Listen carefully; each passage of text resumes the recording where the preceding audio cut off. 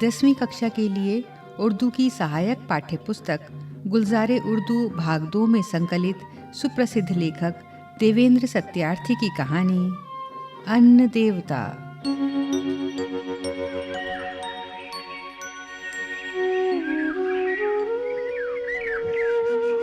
तब अन्नदेव ब्रह्मा के पास रहता था।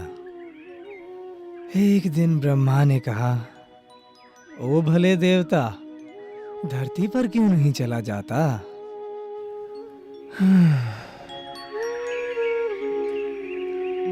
इन अल्फाज के साथ चिंतू ने अपनी दिल पसंद कहानी शुरू की। गोंडों को ऐसी बीसियों कहानियां याद हैं। वो जंगल के आदमी हैं और ठीक जंगल के दरख्तों की तरह उनकी जड़ें धरती में गहरी चली गई हैं। मगर वो गरीब हैं, भूख के पैदाइशी आदि। हल्दी बोली, सुना है अब तो देवता धरती के बीचों बीच कहीं पाताल की तरफ चला गया है। चिंतू ने फटी फटी आंखों से अपनी बीवी की तरफ देखा। ऐसा भयानक काल उसने अपनी जिंदगी में पहली बार देखा था।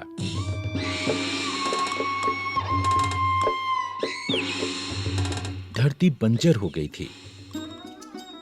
साल के साल हल्दी अन्न देव की मन्नत मानती थी। एक हल्दी पर ही बस नहीं, हर एक गौंड औरत ये मन्नत मानना जरूरी समझती है।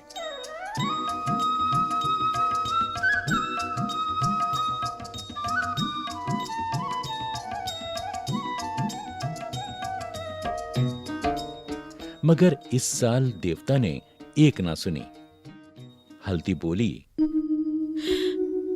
अन्य देव ने मेरी कोख हरी की और वो भी भूख में और लाचारी में। क्या करें?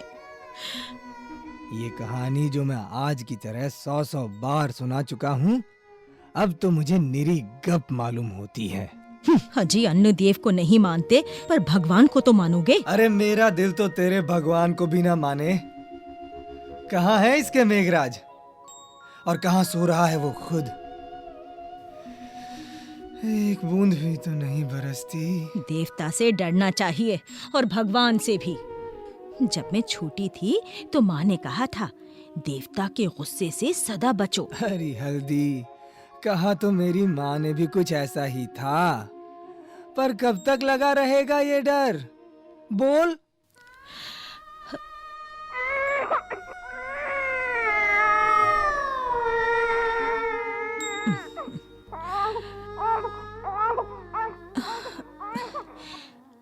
ये काल कब जाएगा? जब हम मर जाएंगे, और ना जाने तब भी ना जाए।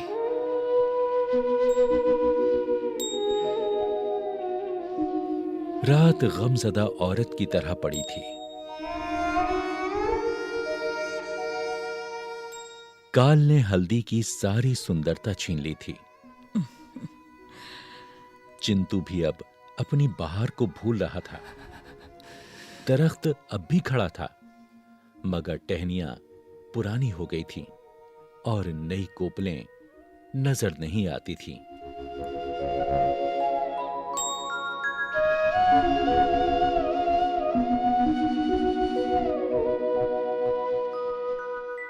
बिसाखू के घर रुपए आए तो हल्दी उसे बधाई देने आई।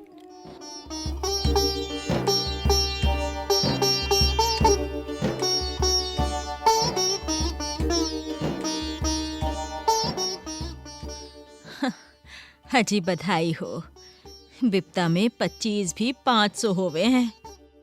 रामू सदा सुखी रहे। अन्न देवता से तो रामू ही अच्छा निकला।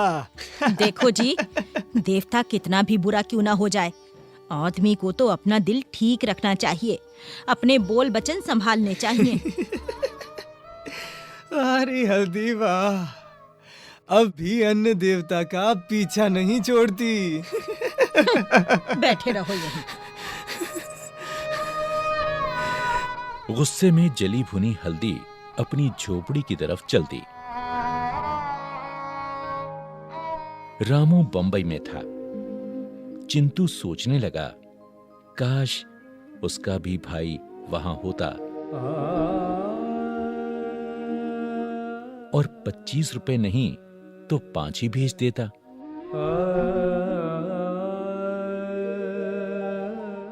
झोपड़ी में वापस आया तो चिंतू ने हल्दी को बेहोश पाया। हल्दी, ए हल्दी, लो सोई पड़ी है। हल्दी, उठना। हल्दी, हल्दी, ए हल्दी, ए चल उठ। हल्दी, ए हल्दी, हल्दी, देख देख देख मैं क्या लाया। मैं 7 आना लाया हूँ हल्दी, 7 आना। हाँ, आग जलेगी, खाना बनेगा, ढेर सारी रोटियां खाएंगे। चल चल चल, आग जला, चल। उठना हल्दी, ए हल्दी, ए हल्दी, देखना, देख 7 आना लाया हूँ। बैसाखू ने दिए, एक सच कहता हूँ, मैंने उससे नहीं मांगे, ना तेरी कसम, सच। हाँ, मैंने उससे नहीं मांगे, ना। उठ, भूख से जान निकली जा रही। हल्दी उठना, ए हल्दी, हल्दी, उठ, हल्दी।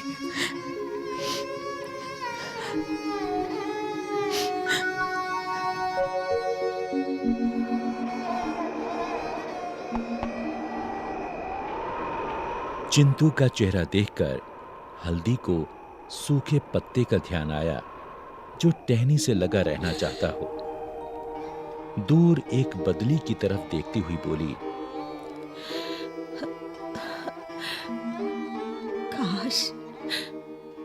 काश बूंदा बांदी हो जाए।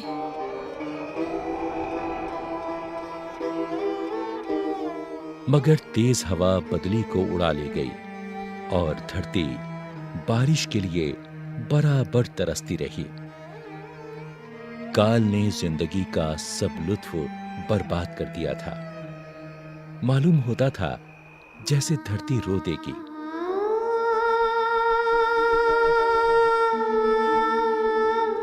मगर आंसुओं से तो सूखे धानों को पानी नहीं मिलता। अन्न देव को यह शरारत कैसे सूझी? मान लिया कि वो खुद किसी वजह से किसानों पर नाराज हो गया है, मगर बादलों का तो किसानों ने कुछ नहीं बिगाड़ा था। वो क्यों नहीं घिराते, क्यों नहीं बरसते? काश वो देवता की तरफदारी करने से इनकार करते।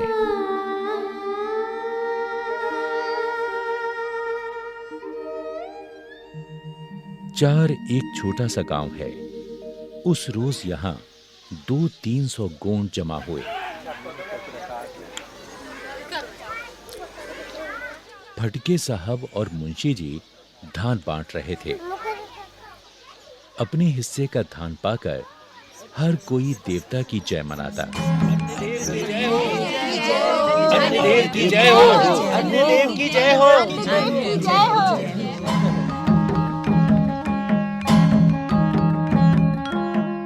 चिंतू गांव की पंचायत का दायां बाजू था।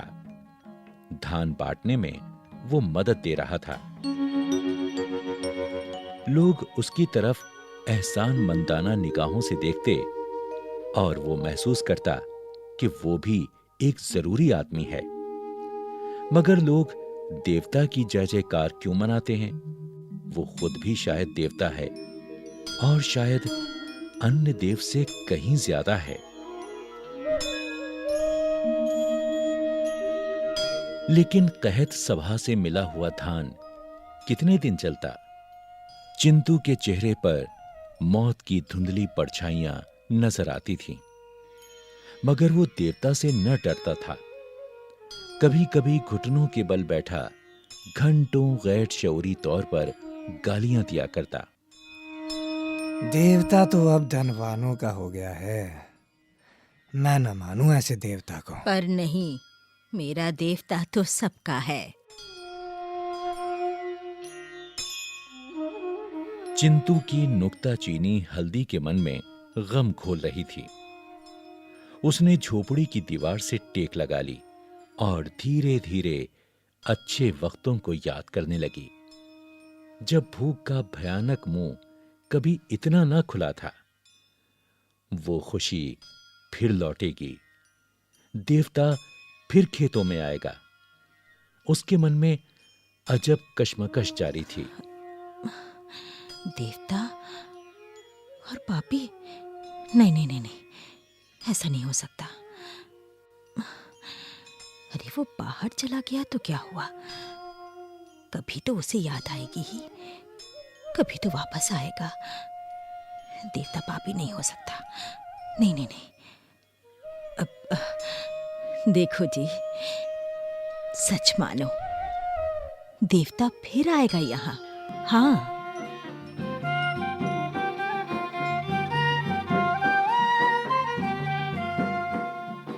उस दिन रामू बंबई से लौट आया। उसे देखकर हल्दी की आंखों को एक नई जबान मिल गई। वो बोली, रामू भाई, और सुनाओ, बंबई में देवता को तुमने तो देखा होगा ना? रामू खामोश रहा।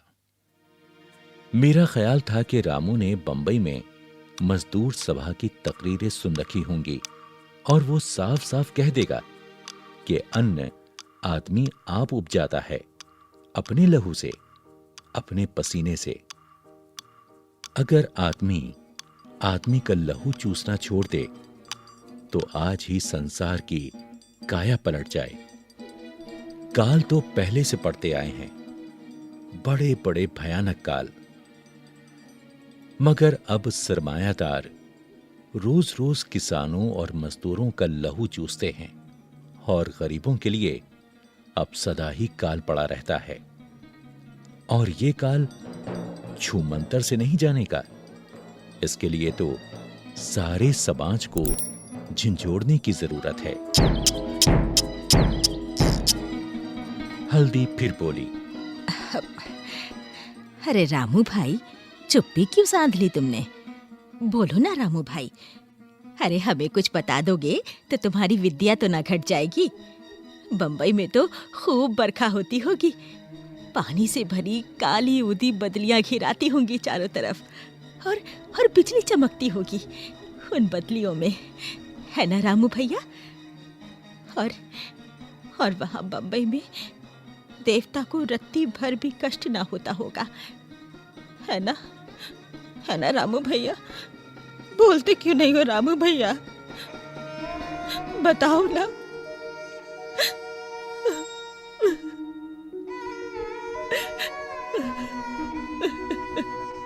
रामू के चेहरे पर मुस्कुराहट पैदा होने के फौरन बाद किसी कदर संजीदगी में बदल गई। वो बोला, हां हल्दी, अन्नदेव अब बंबई के महलों में रहता है, रुपयों में खेलता है।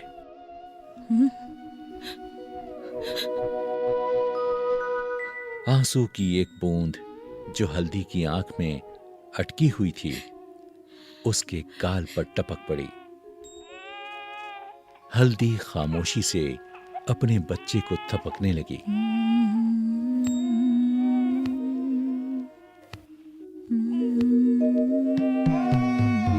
शायद वो सोच रही थी, क्या हुआ? कभी तो देवता को घर की याद सताएगी ही, और फिर वो आप ही आप इधर चला आएगा। हाँ, चला आएगा।